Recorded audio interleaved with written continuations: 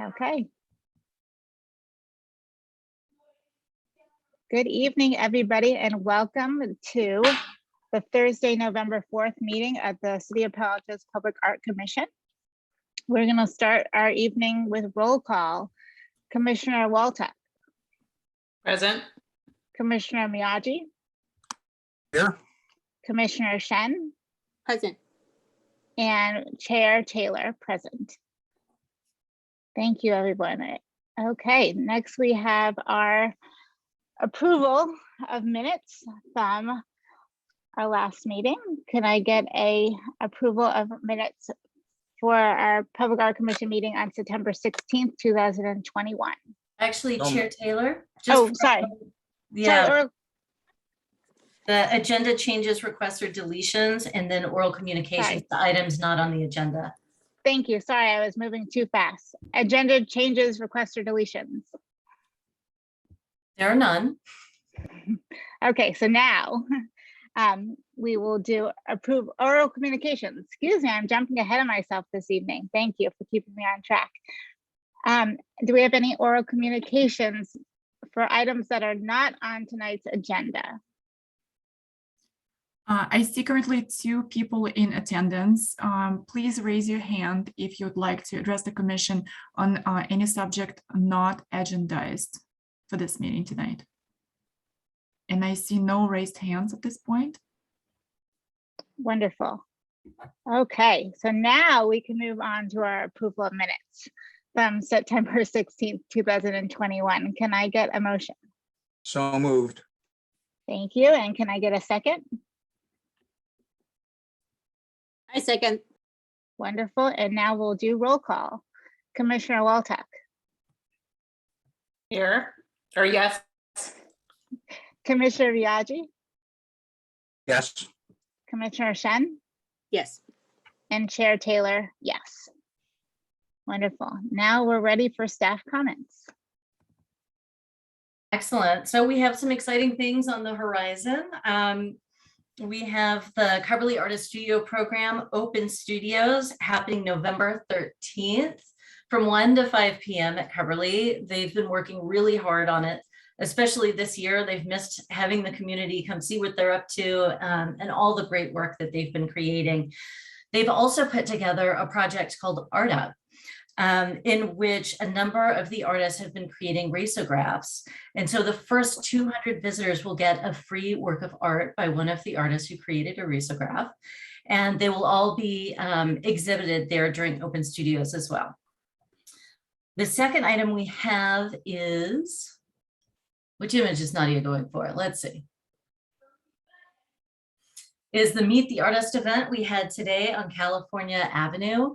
Artist Deborah Oshheim was in town and came to meet with members of the community out in front of the cobblery, gather some stories from them, take photographs, and she uses those photographs. She will use those in the final artwork that will go along the public safety building for the temporary mural she's creating there.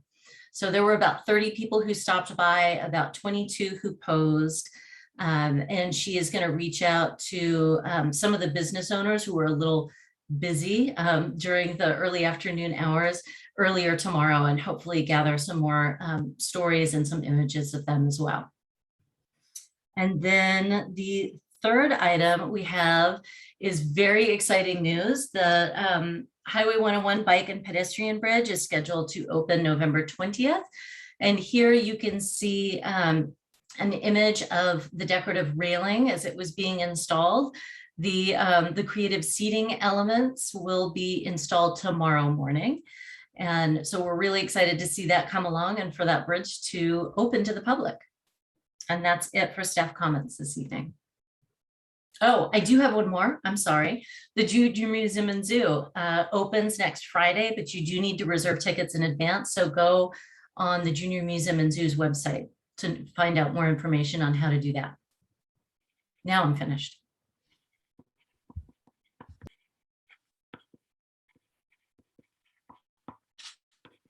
Thank you.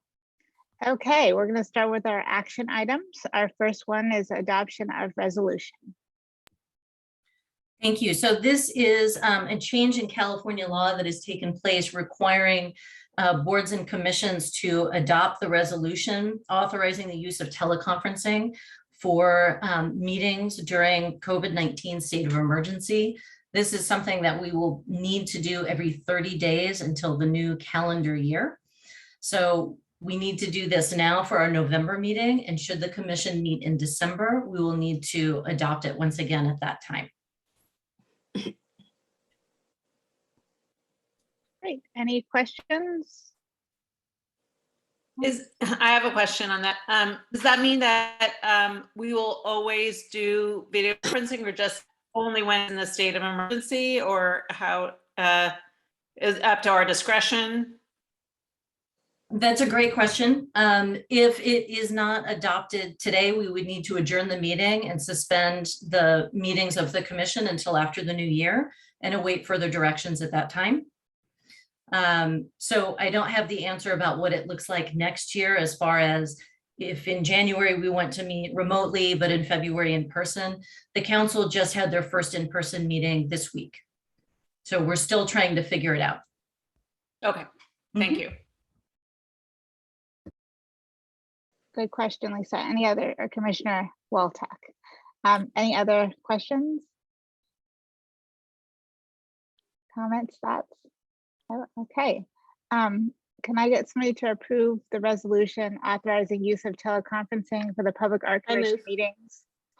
Great. Can I get a second? Second, Wonderful. And roll call. Commissioner Walczak, Yes. Commissioner Miyagi, a resounding yes. Commissioner Shen, Yes. and Chair Taylor, yes. Okay, thank you. Next, the Charleston Arastradero corridor. Thank you so much. I also wanted to point out that we have project manager Joe Sachs with us here this evening, who can address any specific questions that the commission may have regarding the project. So I'm just going to walk you through a quick timeline of how we got to this point and a quick reminder of what the project looks like. So the Charleston Arastradero corridor is a major thoroughfare throughout South Palo Alto, and it joins a number of really important schools, neighborhoods. It's heavily bike trafficked. It's been really important, and it has taken a number of years to get it implemented. So the good news is that the public art was able to get on board so that the artist could work with the public works team and the community to identify spaces for the public art to be integrated into the project. The downside is that because the public art gets installed at the end, we are also delayed with the overall project. Next slide, please. So I'm not going to read through all the dates, but just a snapshot that this process began in 2016 with an original project cost of $100,000, which did include a $10,000 or a 10% contingency, which is $10,000. It's been a long process. The project has shifted a number of times, and the art fabrication has been on hold, as you may have known through other projects. And if any of you are involved in any construction, the cost of materials has escalated significantly in that time. So now the estimated date for the completion of the project is June 2022. The artist contract is scheduled to expire at the end of this month. So we would need approval to amend the contract to add the additional funding, as well as extend the date of the contract to ensure that it would allow for the final delivery and installation of the artwork. Next slide. And just to back up one moment is to think about where Susan Zokola came up with the concept of the artwork, because a lot of the streetscape improvements had to do with water and water retention, and diatoms came to mind, and also because it's a significant biking thoroughfare and the idea of wheels, and all of that sort of came together in the creation of her concept. So I think we have some of the conceptual sketches here. And keep in mind, these are conceptual sketches. The actual artworks are not in this scale, so they are pushed back from the curbs. They've all been addressed and signed off by transportation and public works. But to give you a sense of how these diatoms or wheels would play within the corridor, allowing visibility through the sculptures, but also adding some sort of animation and perceived motion without actually having a kinetic sculpture. And so the additional funds in the amount of $35,000 would be for $25,000 for the additional materials, labor, and shipping required for the project, and it would replace the $10,000 contingency. So that would be there in the case that anything ran slightly over once again. And if there are any questions, again, Joe Sachs, who's the project manager for this project, is here this evening if you have any questions. I have a question. Sure. Why was it put on hold in the first place in 2018? Was that a cost issue or something else? Fabrication? So I believe there were some changes requested by the community was one of the factors in the delay. There was community feedback that necessitated changes to the final phase of the project. It's being done in 3 phases. And then on top of that, the process of getting permits from Caltrans added a year, just that factor alone. Caltrans changed their procedure to require an encroachment permit, as in addition to other changes in the permitting process that the city had to go through to obtain permits from Caltrans to do the larger project. So that was a major delay factor as well. Is that just because the tracks intersect the thoroughfare, or is there artwork going near the tracks? No, not Caltrain, but Caltrans. So the Oh. California Transportation Authority. Okay, sorry. And so that's relative to the roadways that are under this project scope. And I want to clarify that the changes from the community that were requested had to do with the overall streetscape project and not with the artwork in particular. Right, thank Okay. you. And I saw from the mock-ups that it looks like there's structure or artwork in kind of the median and on the sides. Is that going to be the case? Yeah, there are 5 separate sculptures in 5 separate locations. And a couple of them are in the median, which have the median has yet to be built for that. Yeah, I was going to say, I don't know if sculpture. there's a median. And another one is, we did get the footings put in by the general contractor for 3 of the pieces, but the other 2 are in the 3rd phase of the project, which has yet to be begun. So we couldn't, have the footings or certainly not the sculptures put in until that's all complete. And is the fabricator local or is it far away? I know there's shipping in there, but. No, the fabricator is actually in Utah and the artist is in Seattle area in Washington State. So they will have to be shipped from there. Okay, thanks. Mhm. I have a question and it has to do more with costs. Mhm. I know that construction costs is we were looking to replace our fence. And when we first did the estimate, and then when we did the estimate again, it could have knocked me over with how much the prices have gone up, which I understand.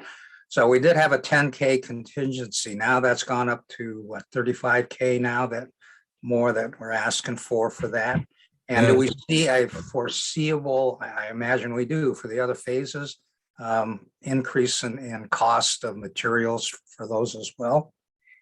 So the total original value of the artist contract was $100,000 with a $10,000 contingency included in that 100,000. And so we're asking for a $35,000 increase, which would make the total contract $135,000, and it will retain that $10,000 contingency. So ideally, the project will be completed for $125,000, but that $10,000 contingency is there in case there are further increases in costs. Well, I think that's a good idea. As we see costs just go up and up and up, and supply chain problems and that sort of stuff. So, all right. Yeah. And then again, the other phases, I think we're going to have to think about increasing the contingency for those as well. Well, so this will be, when we're talking about phases, we're talking about the phases that the overall construction project followed. And so the first two phases of that are complete, and the third phase has just resumed, and it's due to be finished in July of next year, at which time the sculptures can be installed. And so the plan is, if we're able to obtain this increase in the budget, that the artist fabricator will purchase the materials as soon as possible to insulate us from future increase in costs of materials. And then they'll fabricate them in time for installation in July of next year. All right, And thanks then for the clarification. I think that's a really good plan to do that. Thank you. Sure. Thanks, Ben. I had a similar question, so thank you for asking. Anyone else? Okay, well, Joe, I want to say thank you. I know it's been a long road and it will be a long road ahead, but we appreciate this, and it's going to be exciting for the city. It's a long time coming. So, and do you mind, I believe I know the answer, but I'm not 100% sure. Did they repave the roads like a few years back, or is that something they're considering that might affect? I think repaving is part of this project. I don't know which portions will be paved at what times. That's a question for Public Works, and I don't know the answer to that. They're going to be adding medians and widening the road in some places for bike lanes, and narrowing it in other places, to allow for bike lanes. So there will be some repaving as part of that, but I think it's being done in phases. Great. Thank you. Any other questions, thoughts, comments? Okay, thank you. So can I get an approval of additional funding in the matter of up to $35,000 for the permanent artwork? Lisa, can you unmute? Yes, yes. Okay, can I get a second? Second, Wonderful, and let's do our roll call. Commissioner Shen, Yes. Commissioner Miyagi, yes. and Commissioner Waltuck, Yes. and Chair Taylor, yes. Thank you, everybody. Okay, next we have the King Artist Residency. Wonderful. So very exciting news. It's been another long road to get us here. Public art projects take a while to come to fruition, and we're very excited to update you on where we are with the selection panel's recommendation for our first King Artist Residency. So here's a bit of the history. So this road started almost exactly a year ago, where council asked the commission to consider the development of public art on King Plaza, reflecting the city's commitment to equity.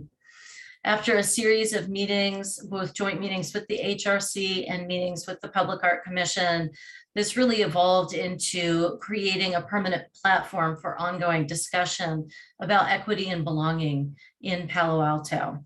And thus the idea of the King Residency was born. So here you can see the call for artists went live last summer. We discussed it in some depth at our annual retreat in August. At the end of August, we had our first selection panel in which 3 finalists were selected.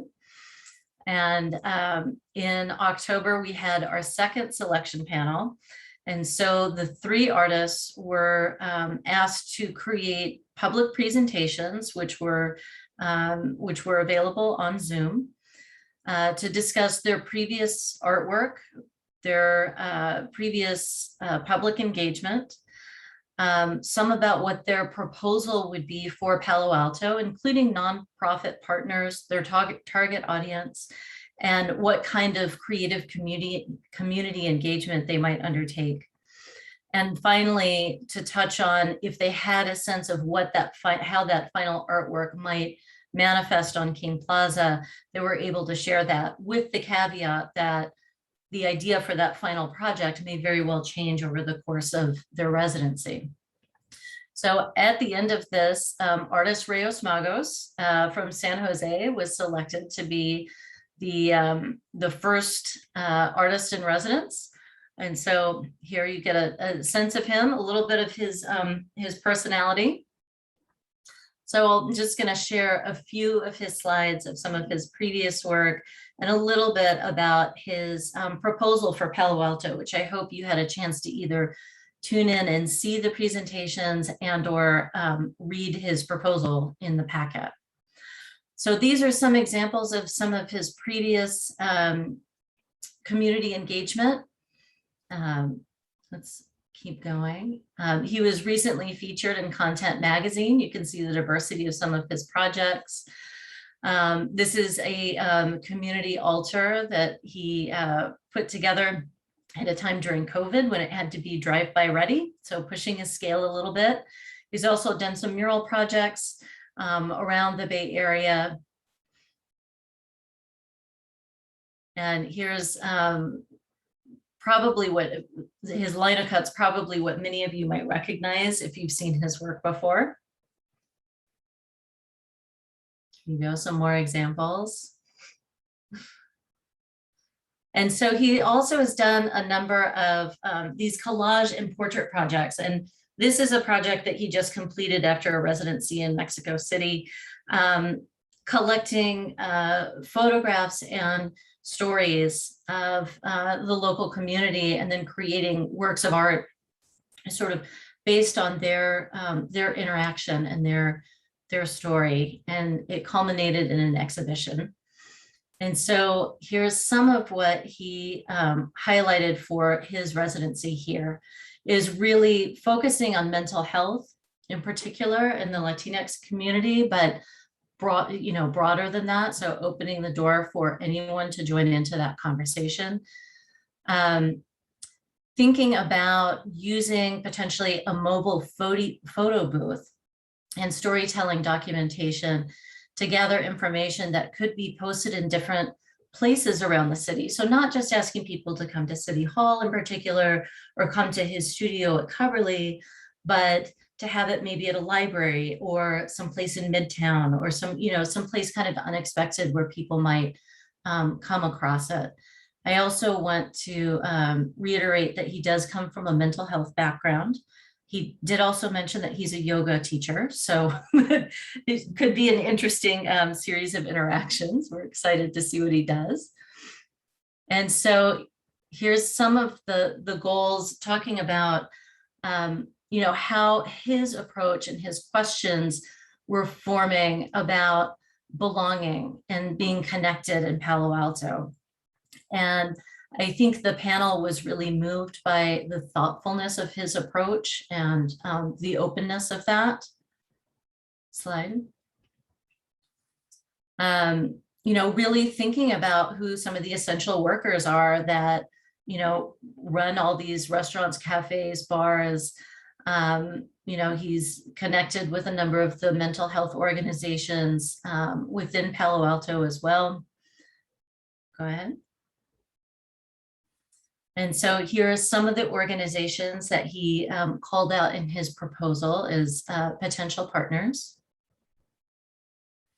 And so here you get an image with the caveat, it probably won't look exactly like that, but some sort of photo booth creating a safe space for storytelling.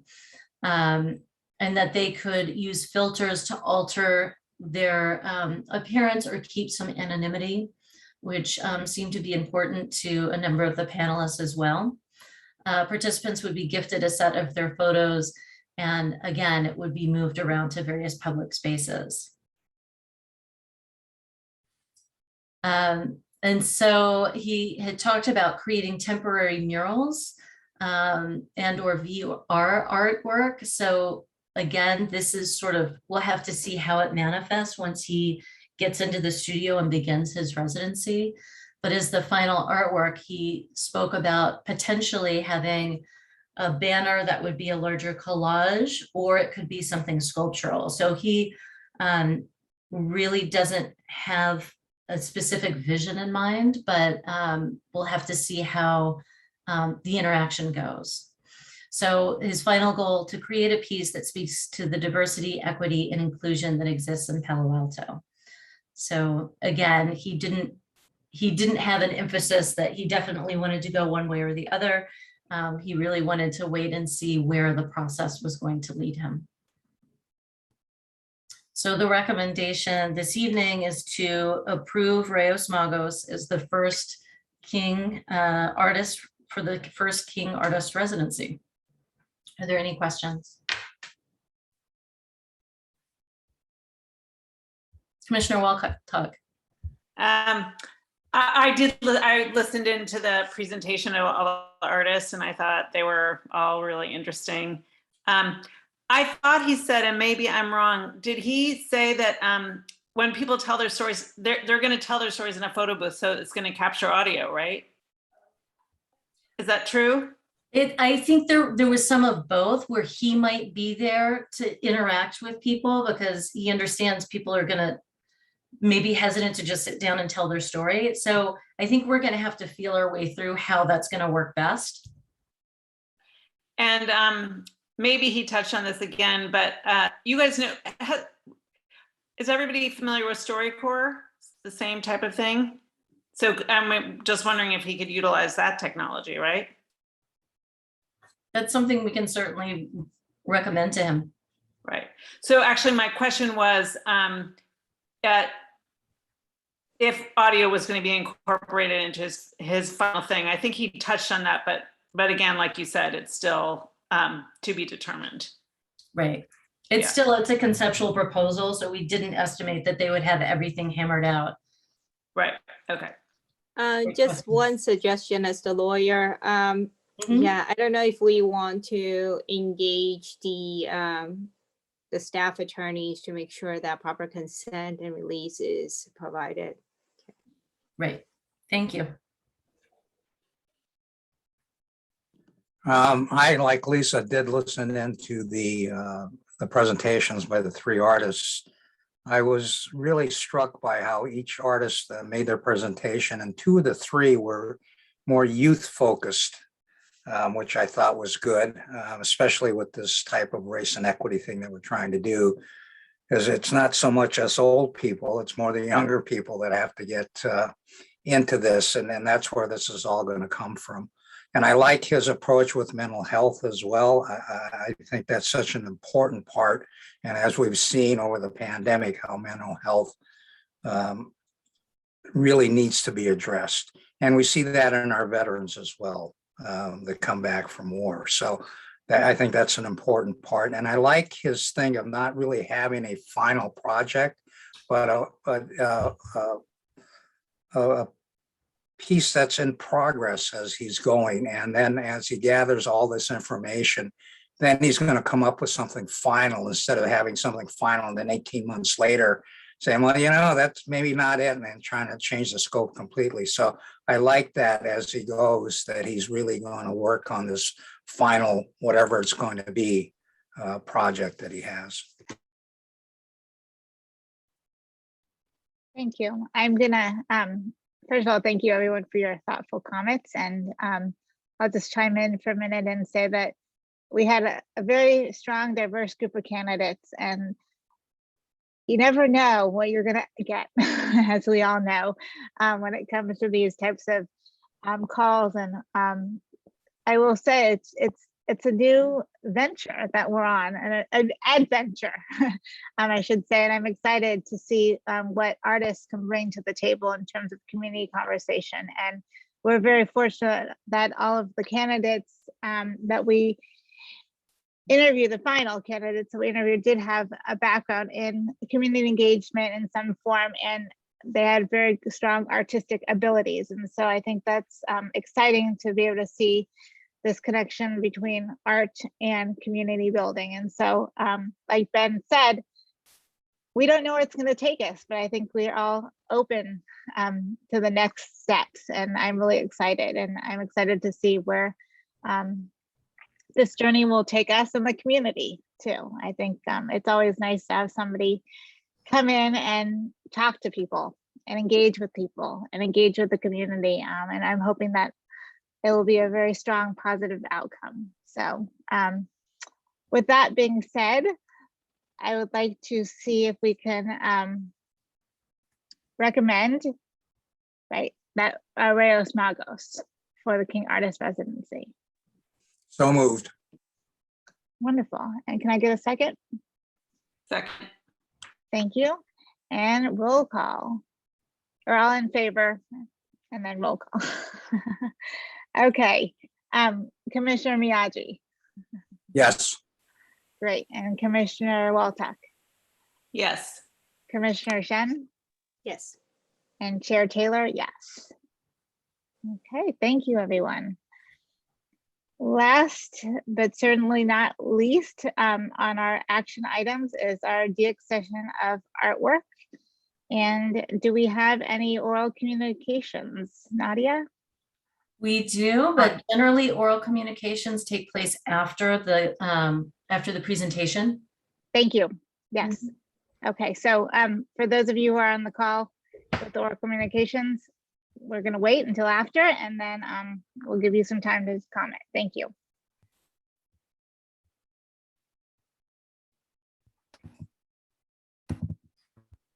Great, so we have a brief presentation for you all this evening. I hope you did get the updated pack of letters that were sent this afternoon, emails from community members regarding the Midtown Wall. I do want to just briefly clarify, because there seemed to be some confusion in the letters. The Elizabeth Lotta mural is not under discussion tonight. We're only discussing the poetry wall.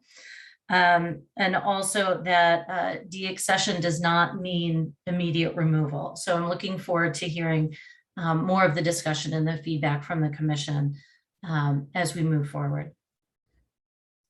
So next slide. So Nadia, do you want to walk us through some of the history of the Midtown mural? Yes, absolutely. Thank you.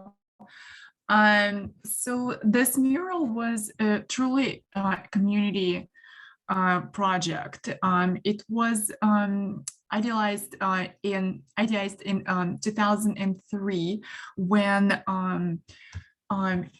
a Midtown art committee was formed out of Public Art Commission members and also representatives of the Midtown residents associations and a local poet, Elizabeth Biller Chapman.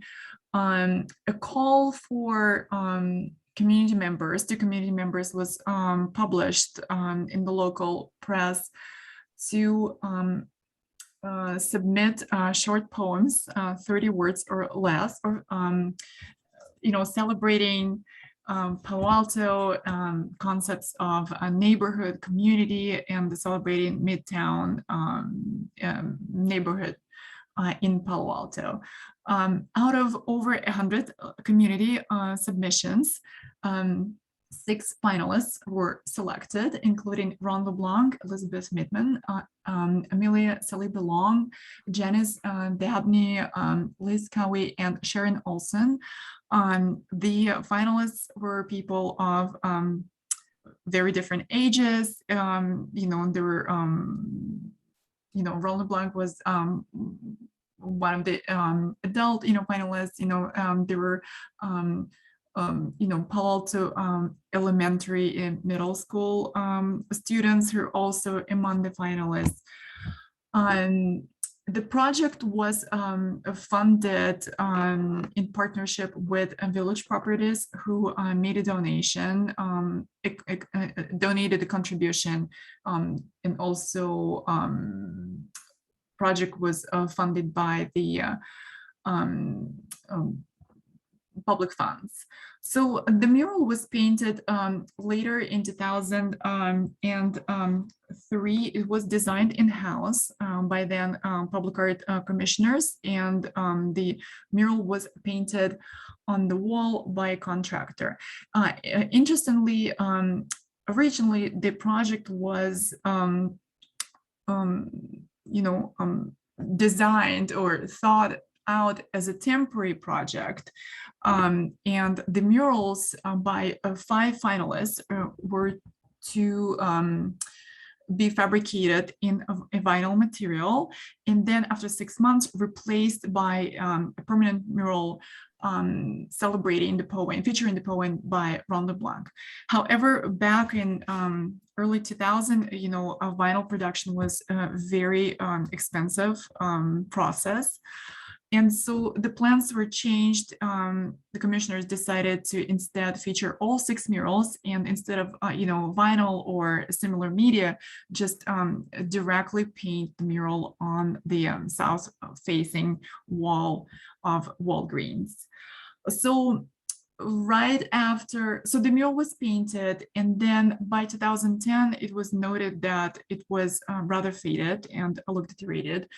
So in 2012, the same painting company was hired to completely repaint the mural using existing stencils and design guidelines for the original mural. It was painted in latex paint, which is an unusual choice for outdoor projects of that sort.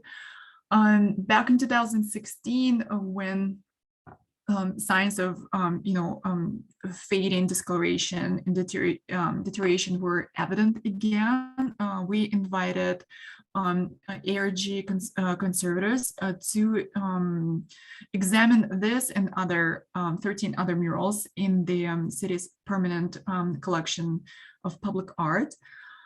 So the condition report and recommendations are enclosed with the staff report to this item.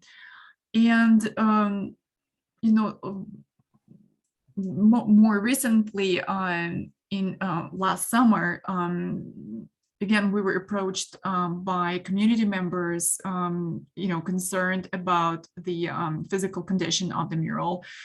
So we approached Preservation Arts and other well-established art conservators in the Bay Area, who provided their condition report and also a maintenance, not maintenance, but a conservation treatment proposal with estimated costs that are also included as part of this staff report.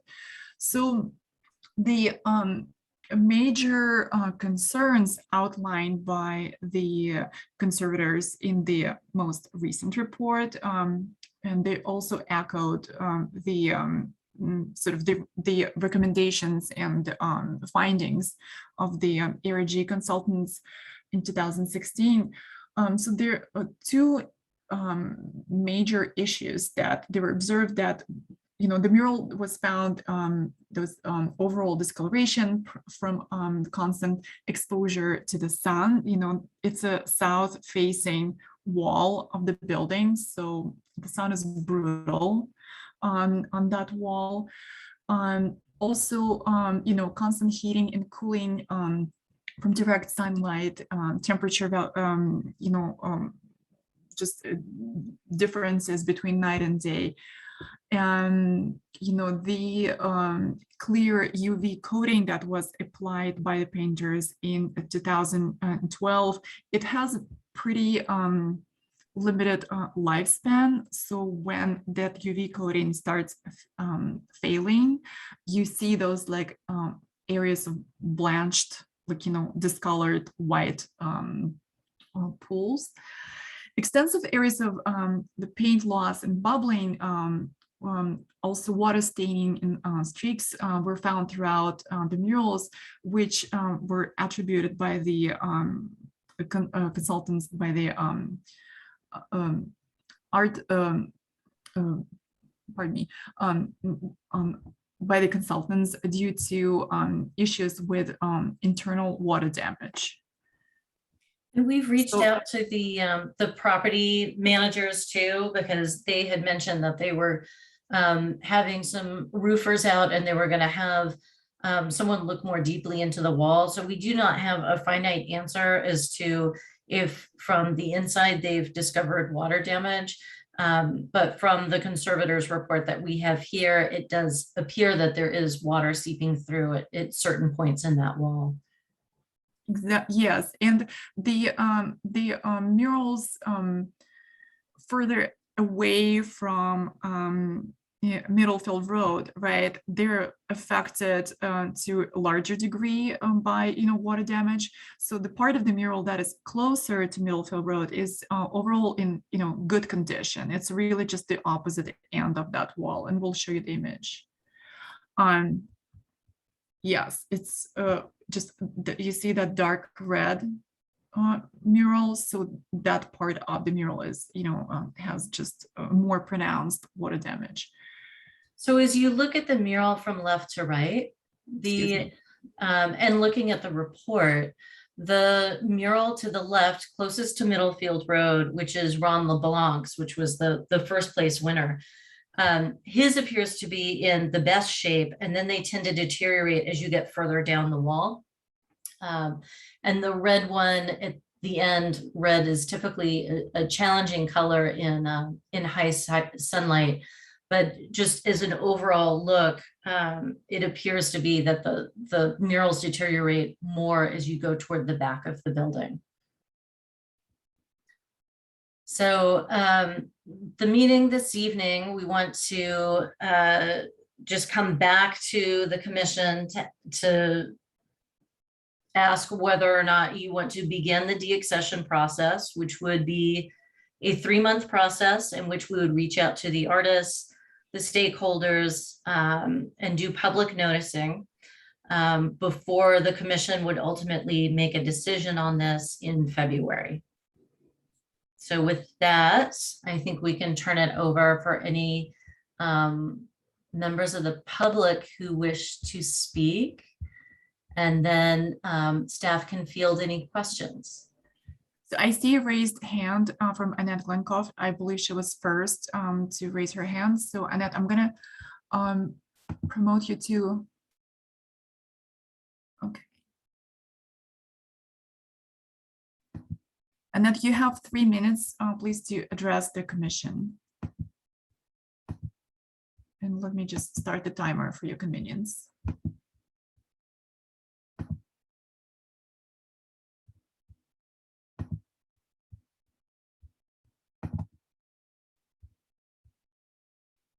Annette, please unmute yourself and you may address the commission. Thank you. Sorry. Okay.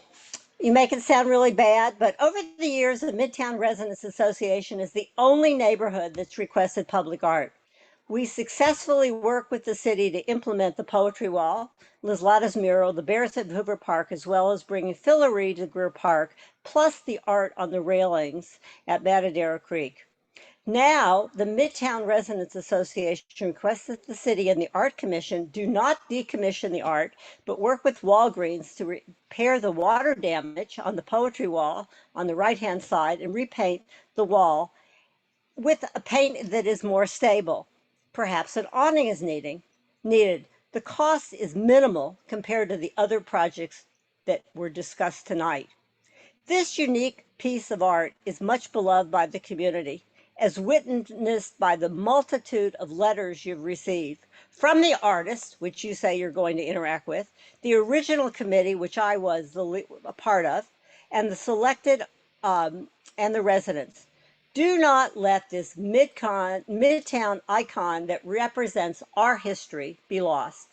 As one resident states, more public art is good, and a blank wall instead will make this just a strip mall. Would any other new artwork on the project on the wall cost less than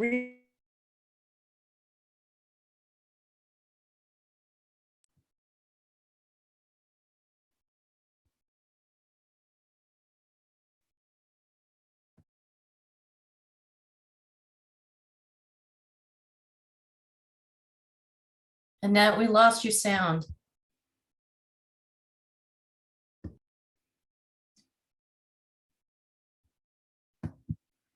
I'm going to stop Annette's video, and this may help the quality of this connection.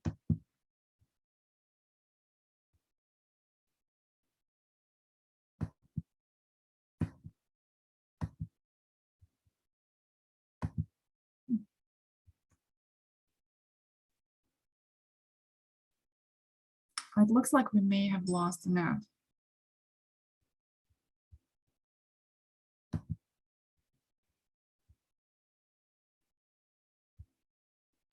Okay, well, perhaps we can save the rest of her time if she returns. Yeah, she's no longer on the list of attendees. Okay, let's go to the next speaker and see if she comes back. Andrea Saliba, I can see your raised hand. Please unmute yourself and you may address the commission now. You have 3 minutes.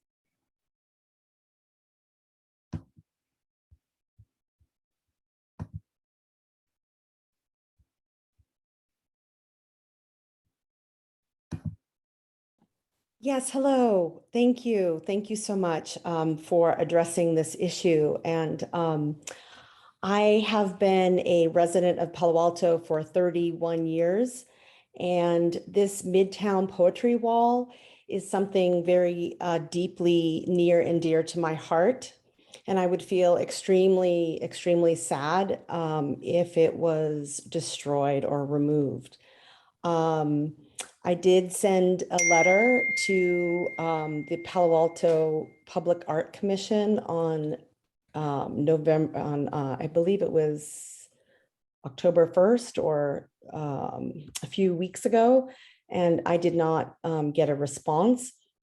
But I do think that it is important, you know, many of you are a lot younger than the average age of the Palo Alto community. There's a lot of people that are a lot older. So I would ask you all to be a little bit mindful of our community, people that are a little bit older. I do believe that this poetry wall represents an important part of our history here in Palo Alto. It is it kind of represents a time in Palo Alto when life was a little more innocent.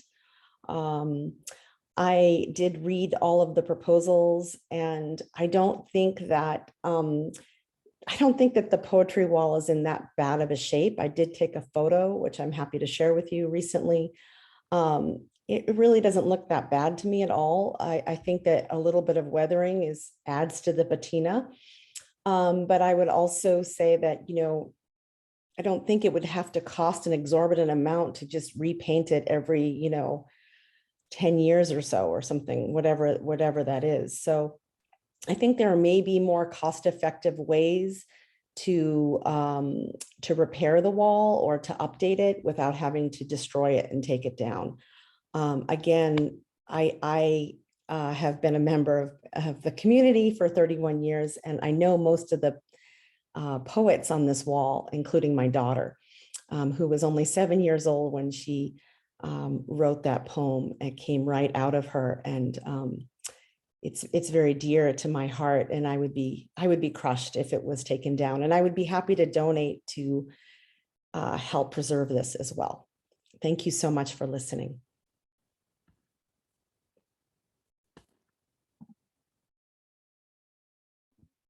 Thank you so much. We have one more community member in the attendance. It's SLO Poet. I'm going to promote you to the panelist and start the clock. Thank you so much for attending the meeting.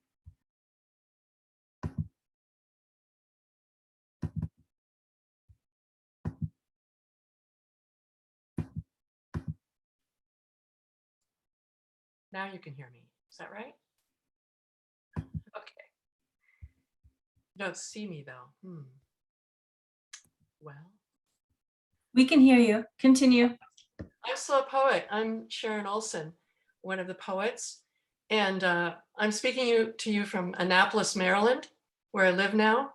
But I was a reference librarian in Palo Alto for almost 30 years. And every time I go back to Palo Alto, I obviously drive by Middlefield Road, and it makes me smile to see those poems up there. And I guess I would just ask you to think about public art. I love to see all the projects that you guys are having, that you're planning. But I would also ask you to think about public art as a representing a period in time, just as I hope the medical murals are still there from the Palo Alto Medical Clinic. And I'm sure you still have the Greg Brown paintings, different places in Palo Alto. I think this is sort of a little bit different, but in that category, it represents a time period. And so I'm not going to focus so much on me being one of the poets and whether I'd be sad or not that the wall would come down, but I also think it's very brightly and sprightly painted, and I like whoever did it. That's probably all I need to say. Thank you so much.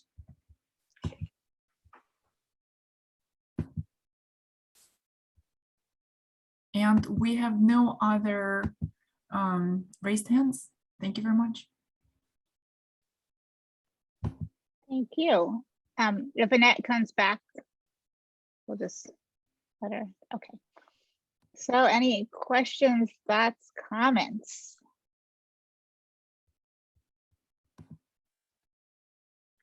I guess I'll start. First of all, thank you for everyone who spoke up tonight and also who wrote us emails. We do hear you and we are listening. I am a Palo Alto born and raised young woman, getting there now, a little older probably. And I will say that community, I agree, is very important. And community voices are also very important. And so I think everybody who is committed and cares about keeping Palo Alto voices and making them heard through art. And poetry is also a form of art that we don't always get to see or hear experience, but it's important. And so I am very committed to making sure that the arts in all its forms is available and presented and made to the public. I do have a few questions that I'm hoping the staff can share in terms of, there's a lot of questions about money and upkeep. And I was hoping that you could just give everybody a little bit of a quick background in terms of what it takes to maintain these types of murals. Murals are a question and discussion point for a lot of public art commissions out there. I know for us, we've been talking about it a lot in terms of murals and what they mean. And I was hoping that Elisa Nada, you could talk a little about the process, what it costs, and to the time frame. And if we were to keep this mural, how many years will we need to maintain it and what will it look like? And then also if we could address the wall itself and the building itself and the city's relationship with the building, because it is not city property, the building, and so how that affects the long-term maintenance of the mural. So those are all great questions. The property manager has said they will look into the water issues with the building and would be committed to correcting any of that. You know, over the course of the project,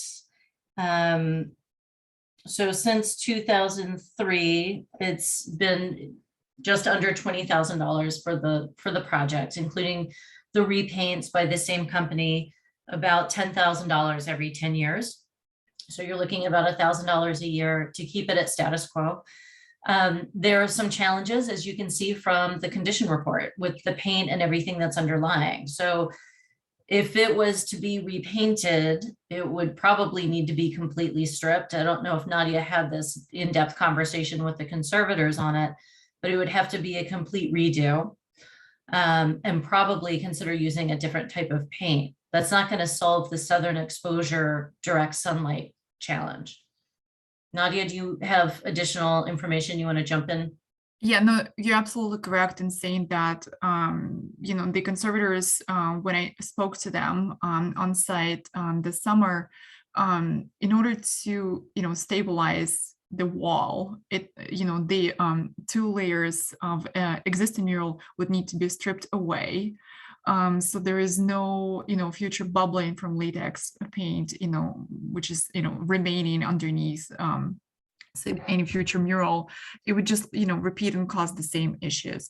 So the wall would need to be addressed, you know, absolutely stripped, reprimed, and essentially prepared for, you know, the application of the mural in the future.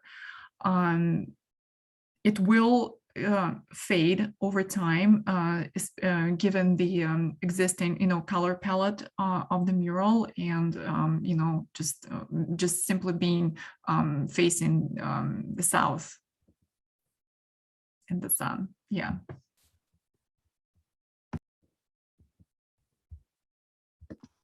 I have a question and kind of maybe an idea. I also am a Palo Alto resident, born and raised, had been away for a while and back now. And I do appreciate the idea of maintaining, you know, history, and it's of a certain time and everything that the residents have shared. But I'm wondering if, since maintaining it would be stripping it and then repainting, it might be, if amenable to the residents who spoke in favor of maintaining it, it might be a fun project to reimagine it. So it wouldn't be an exact duplicate, but it would be maintain the words, maintain the poetry, and you know, do something different to it. For instance, we talked about if the wall was seriously problematic, maybe we could do some sort of application on metal panels or some other material that we put on the wall. And again, we'd have to cost that out. Or maybe it was colors or patterns that would be, that would weather better and less intensely. So you wouldn't see it as disrepair, but it would just work with the sun exposure and whatever. So maybe it's lighter colors and darker text or something. But I'm just wondering if it would be possible to maintain the spirit and the words of the bill and just change the application and materials as a potential solution. Those are all good points. You know, and again, there are lots of directions the commission might decide to go. So it may be that we deaccession the artwork as a permanent artwork, but continue its life in some sort of different format. That could be one potential way to go. You know, we're open to any of the suggestions you all may have. Clearly, the wall is problematic for various reasons. So the suggestion Commissioner Waltuck has of like reimagining it, perhaps it's smaller panels that work around problematic parts of the wall, if it's going to take time for them to address that.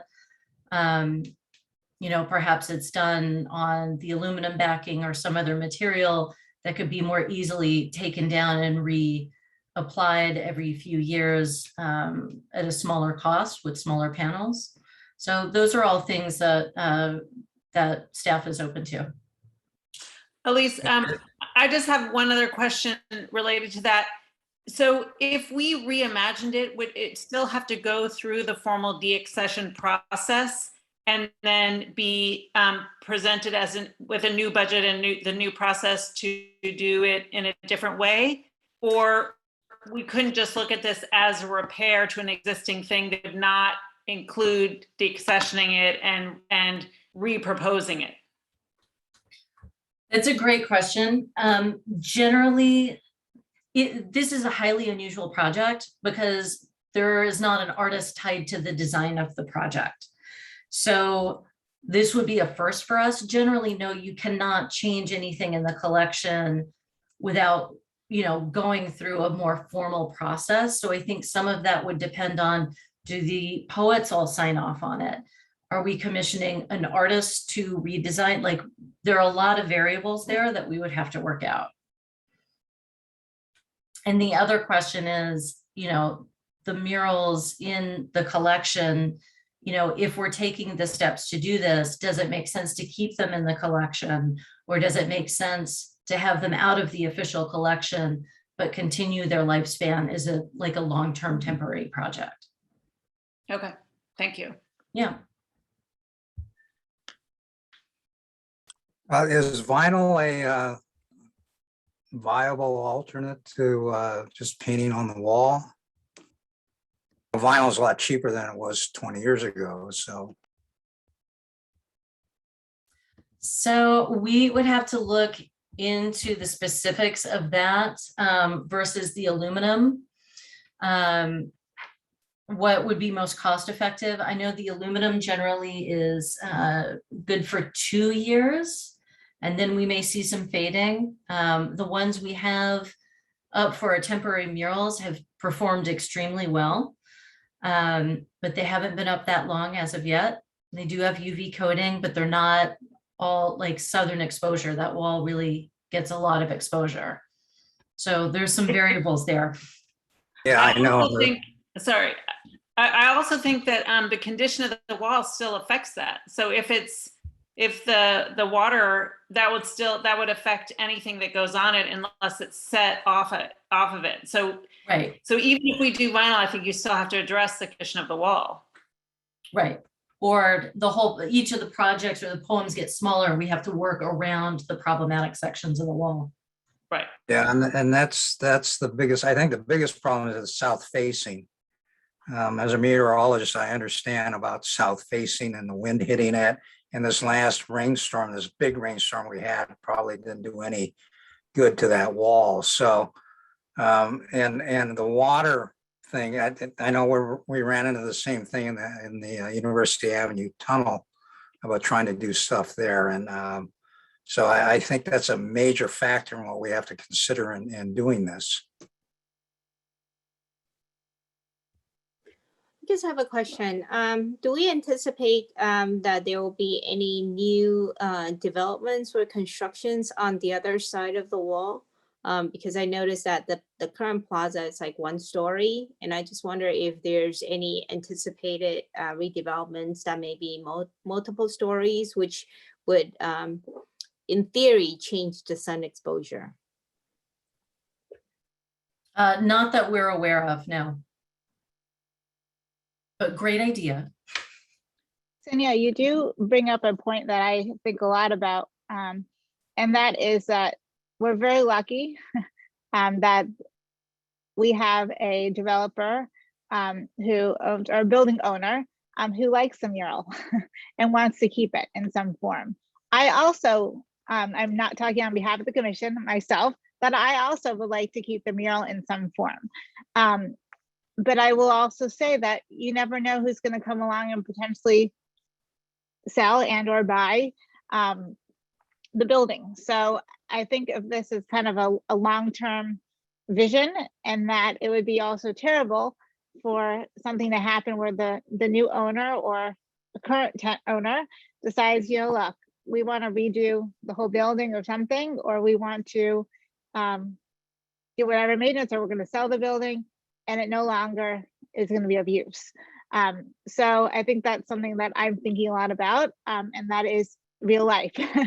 And so it would be very sad to just see that piece just disappear, because I don't think there is a formal the accession policy, because the owners of the building own the building. They were just nice enough to lend space to the piece, correct? Okay.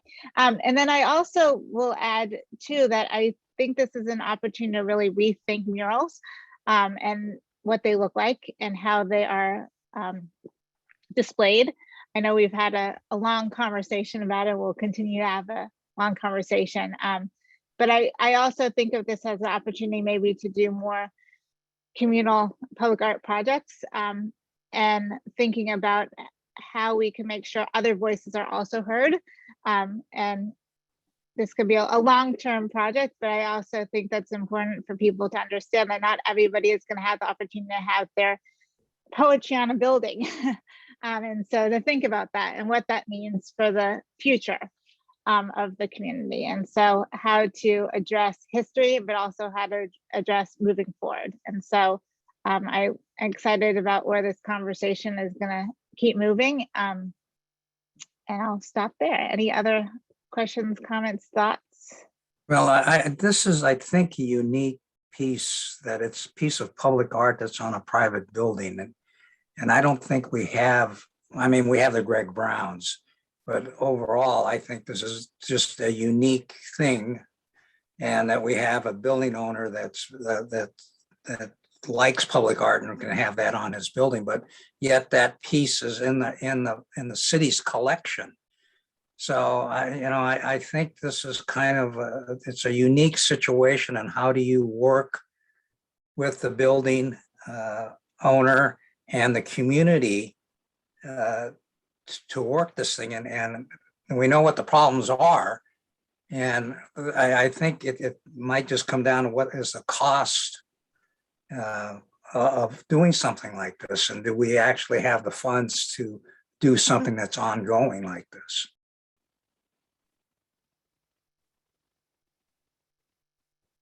And Elise, could you also just address Greg Brown? I know that the commission, we've talked about Greg Brown's work, but in terms of whether it's part of our collection, not just so the public can hear a little bit about our experience working with Greg Brown's pieces as well.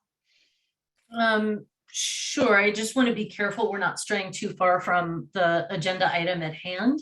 Correct. How it relates to the agenda item. If possible. Those pieces are on private property. They're not officially part of the collection.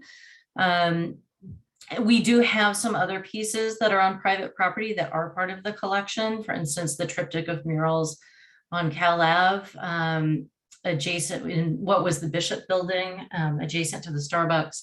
So we do have some of both. It is definitely a challenge if a property changes hands and we don't have control necessarily over what becomes of the artwork.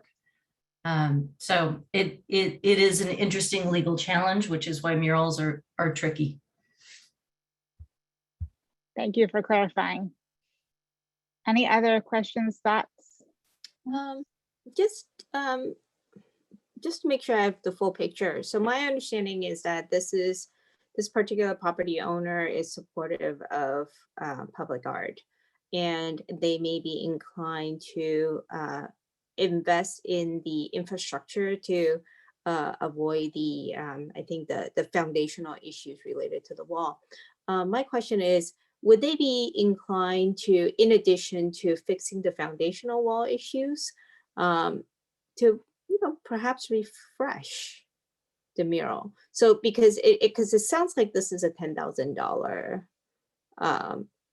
repair maintenance cost over 10 years, and I'm just wondering if this is not a cost that the property owner will be interested in making an investment in, because this art work belongs to their wall. I think that's a great question. And we can certainly approach them about that. I guess the question is, if we were to repaint it, are we committing to, okay, every 10 years, the city will put forth approximately $5,000 and the property owner will, to continue to build on that existing process? Or are we going to invest in completely stripping the entire wall to redo it? So there's a lot of variables there. The property owner did share, or the property manager did share, that they are open to the refurbishment of the Midtown mural wall or the commission of something new. They really appreciate having public art there, and we can certainly approach them about potential partial funding for a new project or refurbishment of this.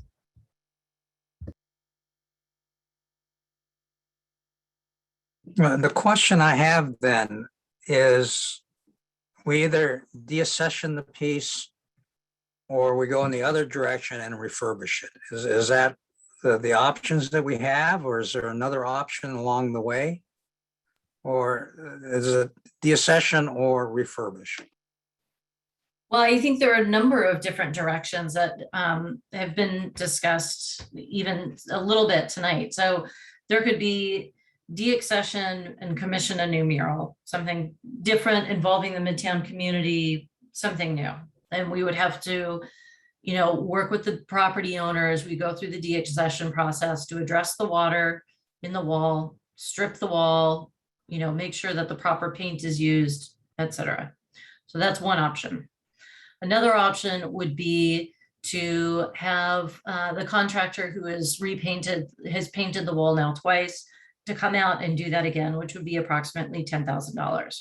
And we know it'll probably need to be redone in about another 10 years.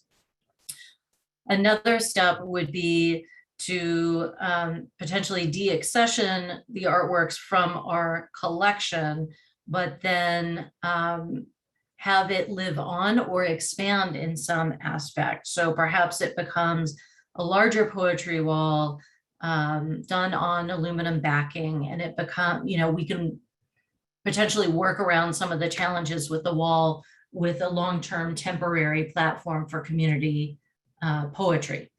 So there are many different iterations and directions the commission might choose to take at this point.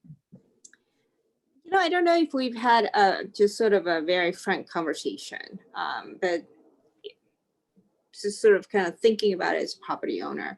You know, the way I would have this conversation is to kind of go to them and say, what's your holding plan for this property? Right, Walgreens, how long are you going to be there? Or, you know, how, like whomever the property owner is. And maybe say, you know, obviously the sunk cost is to repair the wall.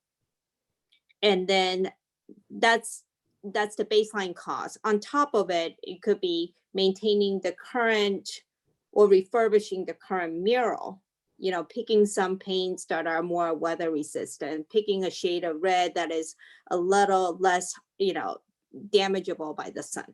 So that's plan A, right? So whatever the sunk cost is for the foundation of the wall, plus repair for the current mural, plan A. Plan B, have a completely new mural, and what's the cost associated with that, right? And if they look at plan A and say the city is willing to kick in X amount, which is earmarked generally for repair, I imagine we can get to plan A at a fairly cost-effective way. Because plan B, you have to scope out the time duration associated with it, the administrative costs associated with decommissioning something, right? So I think you factor all of that in and you say, plan A, plan B, you're the property owner, give us some directions. I think that could move the conversation. I would say too, Cynthia, you make some good points. And what I would like to know is exactly what the exact status of the wall is, and also what their plans are for the wall. Because even if we did a completely new mural, if they don't fix the wall, it's going to be the same issue, the same problem. So I definitely think I would like to go back and find out what the timeline is of production or fixing, not production, of fixing the wall, if that's something that they do want to definitely continue. And then I think we can go back to the drawing board and then say, well, okay, so if they're going to fix the wall, then these are our options. Because I don't want to make a decision without knowing the canvas, so to speak, that we're using. And then I also just want to think too about this idea of that there always are going to be painters and conservators. But is that going to be something in the long term there's going to be a lot of, and good ones? And so vinyl now is a kind of, I don't want it to say that's taking away from the painted artist or the hand, because there are many out there, but you know, to think about that too. Can I ask you a question about is it like for the damage of the wall, do we have any idea what it is? For instance, could it just be a matter of a drain and fixing a drain, or is it really inside the wall, like real structural problem? And is that problem for the building owner like internal to the building too, or is it just the wall that doesn't really affect them? And are they going to be motivated, aside from preserving the artwork, to make this repair? I think those are all good questions.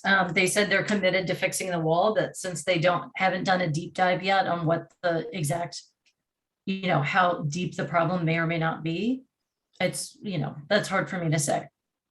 Okay.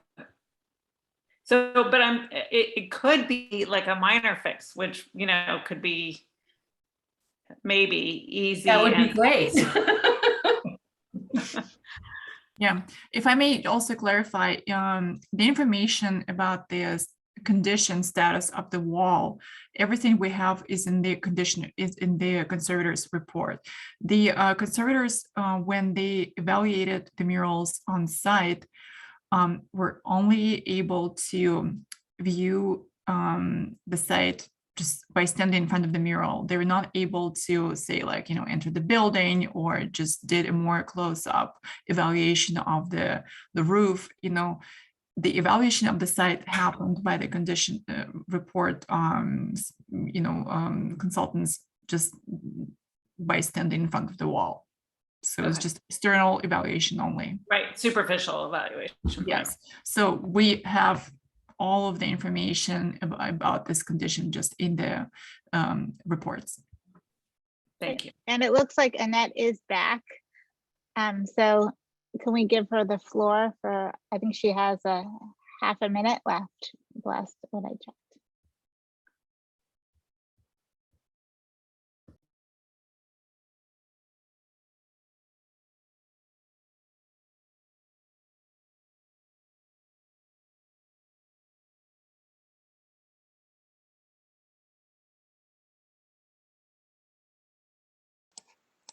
Okay, thank you.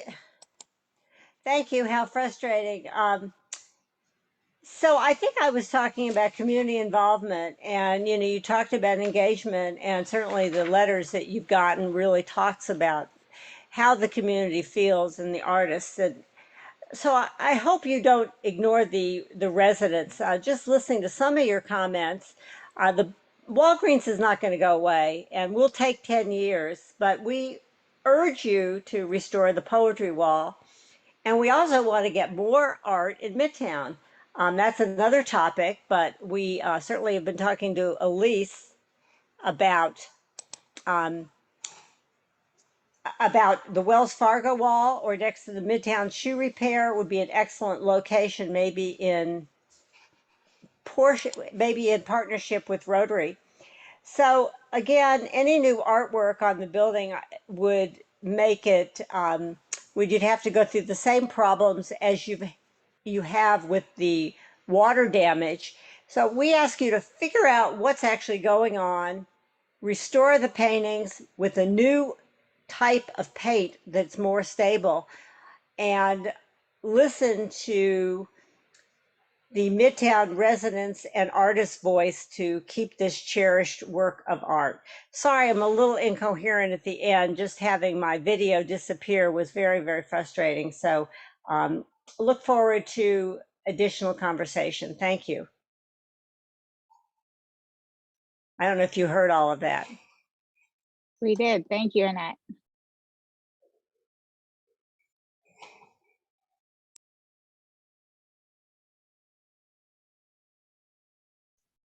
Any other thoughts?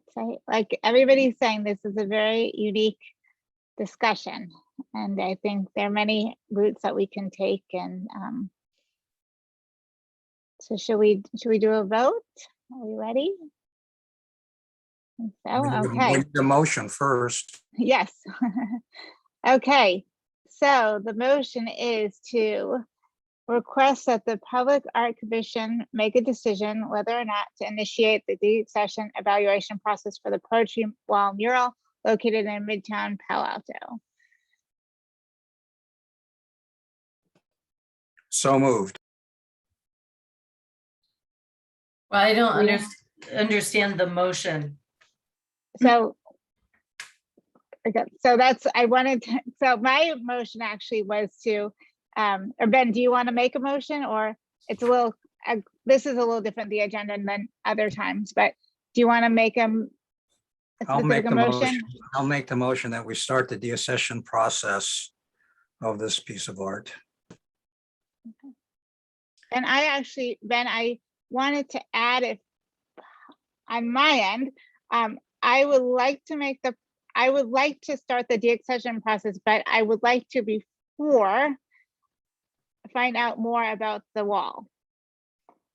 That would be a Which I know friendly. is which is a conflict of what you're saying. So Okay, I well, don't know then if there's I any reason to combine.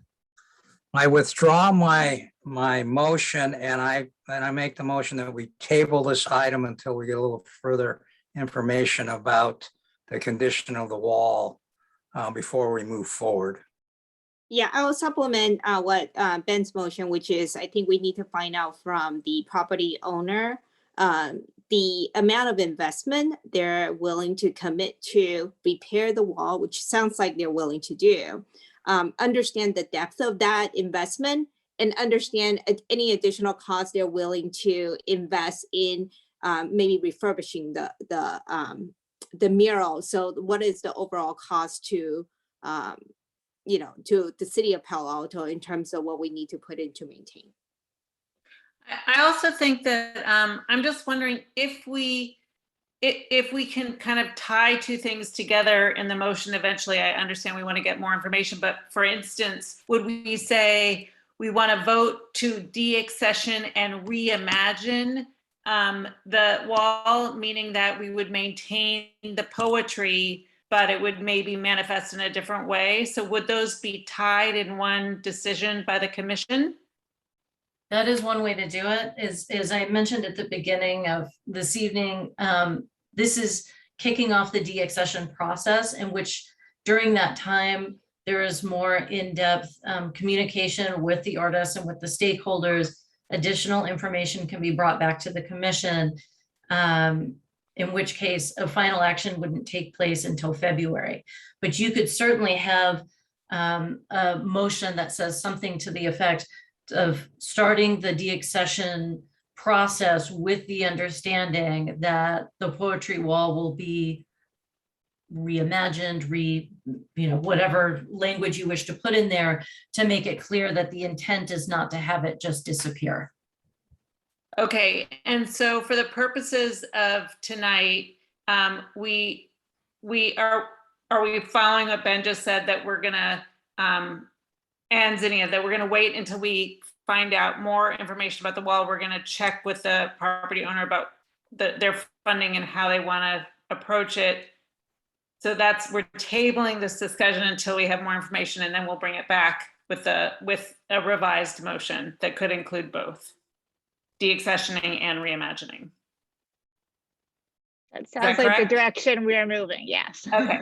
That was the direction. So Ben, do we need to revisit the motion again, Elise? Or okay, Ben, since you said it so nicely, do you mind repeating the motion? I move that we table the deaccession discussion until more information is gathered about the condition of the wall and any input from the building owner. Do I have a second? I'll second. And roll call. Commissioner Miyagi. Yes. Commissioner Shen. Yes. And Commissioner Walczak. Yes. And Chair Taylor, yes. Okay, thank you. And thank you, staff, for all the work you've been doing to research. We appreciate it. Okay, next we have our non-action item of code art.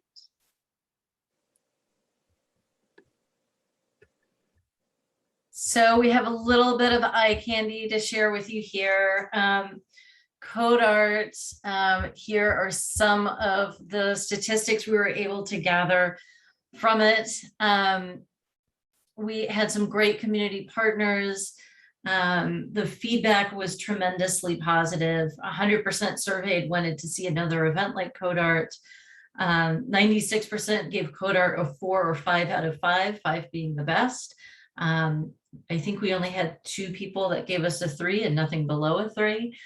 2/3 of those surveyed came downtown specifically for Code Art, and 2/3 of those surveyed visited a business, a shop or a restaurant while they were here. So we really, we were a little limited on the metrics that we could gather. We surveyed 134 people, but here you can see some of the tremendous feedback that we got. I think the community was really eager to get back together and have a shared experience and animate downtown in a different way and get to meet the artists. We kept hearing over and over from people how much they really enjoyed meeting the artists. And it was tremendously fun watching people try and figure out the artworks, especially Marpy's piece here, and learning how to create and release their own creatures into the artwork. We had ballet dancers, we had people in wheelchairs spinning, we had like all kinds of great interactions. Here you have Liz Hickok with a bunch of community members. Of course, her piece, it was a little difficult to see before 7 p.m. that she had this sculpture there, and it was amazing how many children gravitated immediately to the sculpture. We're so interested to find out how that was made, like here. But I think I saw you all there at some point. This project was kind of one of the surprise hits that it always had a huge crowd around it, people trying to figure out how the artwork worked. And people really were working together on both sides of the wall to see if they could make a message appear. It was really fun to watch. And this piece on City Hall, it was on City Hall Plaza, was actually, it worked much better than we even anticipated there, because it's slightly quieter there, and a lot of the nuances of the sound probably would not have read to visitors in a busier environment. So it was a great flow of people throughout the night. We had amazing volunteers. The artists really worked so hard and were wonderful and engaging with the public. And it was really fun to see so many people come out and visit us. And there, of course, is Corey Barr's piece.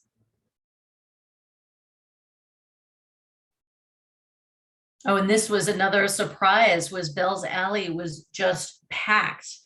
You know, the artist thought, oh, well, community members probably won't have the patience to want to decode it. Maybe they'll get a word or two in. No, people were committed.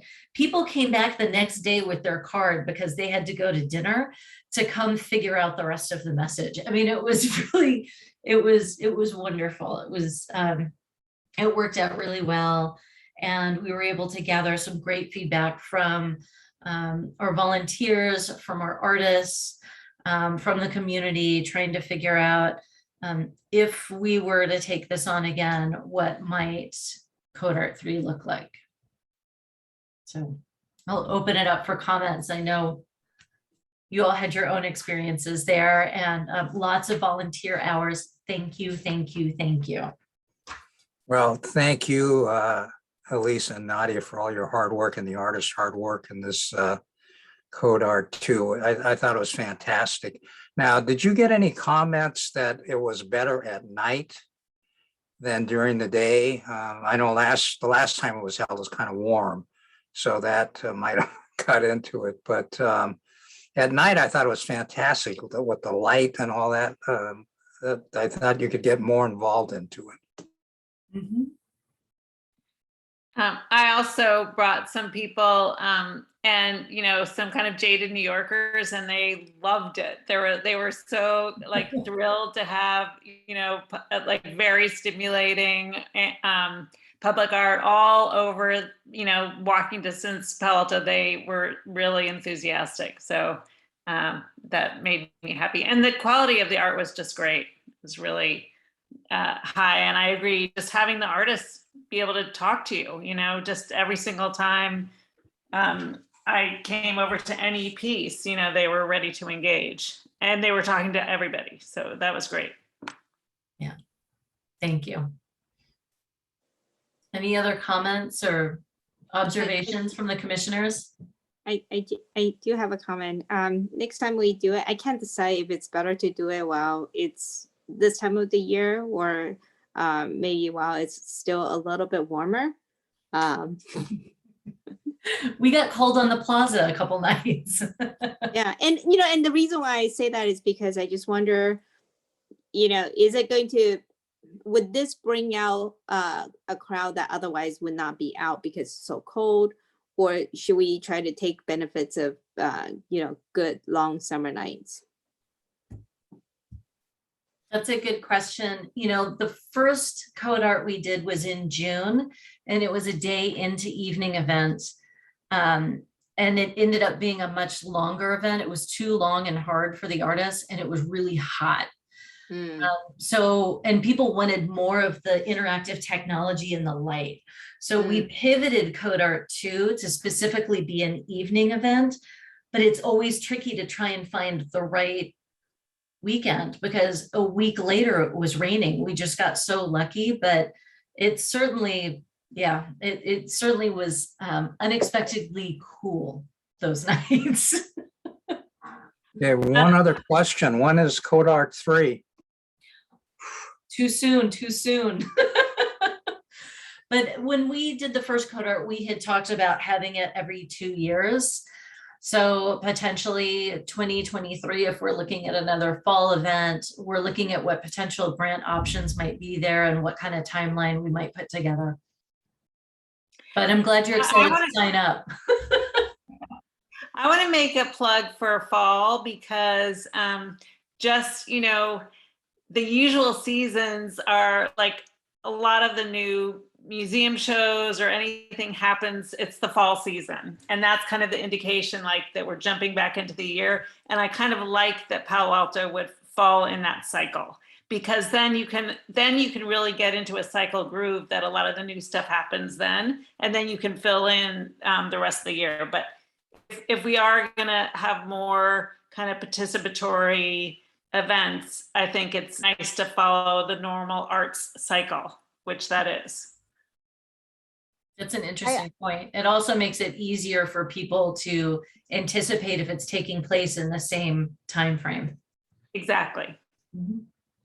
I'm also in agreement, I think that's a word, with that. And I also do agree with everybody else. I think it went superbly well. I think everybody was really happy, and thank you to staff and also to Amy Cohen. I think she deserves a big shout out, maybe a double big shout out. And she organized, I think, all of it pretty much with the help of staff, but a lot of the volunteer aspects of it. And so thank you, Amy, wherever you are. And Denise as well. Denise, wonderful, yes. So one of the things two things I wanted to share is number one, I think we got very lucky, and I don't remember the numbers because I'm terrible when it comes to like figuring out how many people actually attended a festival. It's hard, I think, in general.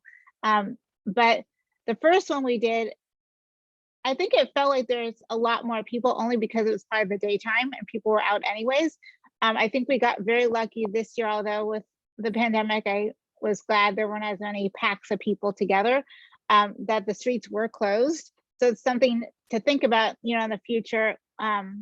Because the streets were closed this year, there were people eating around and hanging around. And so in terms of my next comment was going to be, you know, how to enhance attendance, because quite a few people kept saying to me, oh, I didn't hear about this at all. Like, wow, I'm so glad I found out about it. We just were walking down the street, which is always a challenge. I get that. But one thing I was thinking about is if there's a way that we could get a media sponsor. I know that the Walk and Run works with the Palo Alto Weekly. I don't know if that's something we can look into, or another media sponsor that can really just help promote the heck out of this wonderful program. So something to think about. And then also volunteers too. how we can encourage people to volunteer and also to sign up for our email list so they learn more about public art opportunities. So those are my little 2 senses.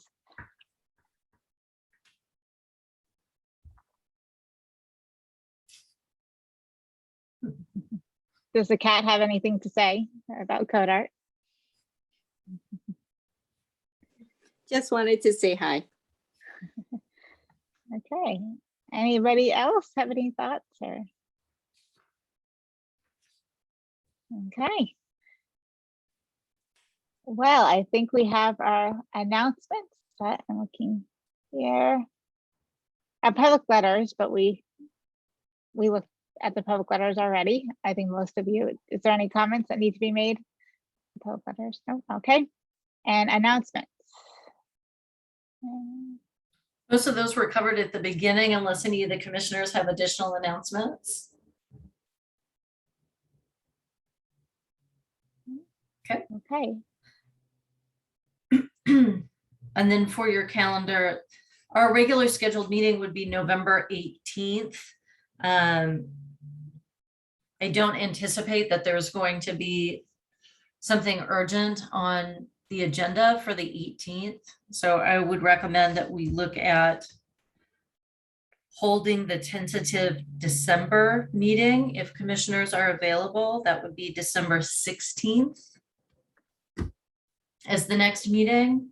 But we got through a lot of hefty agenda items this evening. So I would recommend that we not meet on the 18th and just keep our December 16th meeting should there be agenda items that need to be addressed at that time.